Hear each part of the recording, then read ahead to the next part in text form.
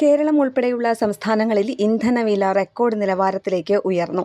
ഇന്നു മുതൽ ലിറ്ററിന് 3 രൂപ വീതമാണ് വർദ്ധിച്ചത്.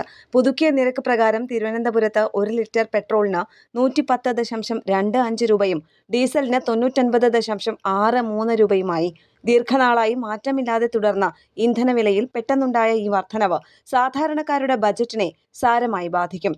പുതുക്കിയ നിരക്കനുസരിച്ച് ഡൽഹിയിൽ പെട്രോളിന് 97.77 രൂപയും ഡീസലിന് 90.67 രൂപയുമാണ് വില. കൊൽക്കത്തയിൽ പെട്രോൾ നിരക്ക് 108.74 രൂപയായും മുംബൈയിൽ 106.68 രൂപയായും ചെന്നൈയിൽ 103.67 രൂപയായും ഉയർന്നു.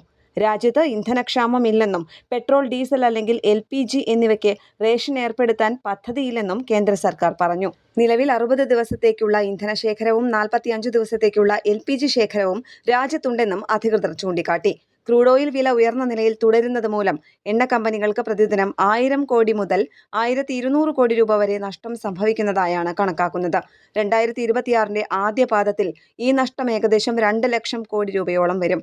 ആവശ്യമായ ക്രൂഡ് ഓയിലിന്റെ 90% ഇറക്കുമതി ചെയ്യുന്നതിനാൽ ആഗോള വിപണിയിലെ മാറ്റങ്ങൾ ഇന്ത്യൻ സമ്പദ് വ്യവസ്ഥയെ ബാധിക്കുന്നതായും റിപ്പോർട്ടുകൾ വ്യക്തമാക്കുന്നു.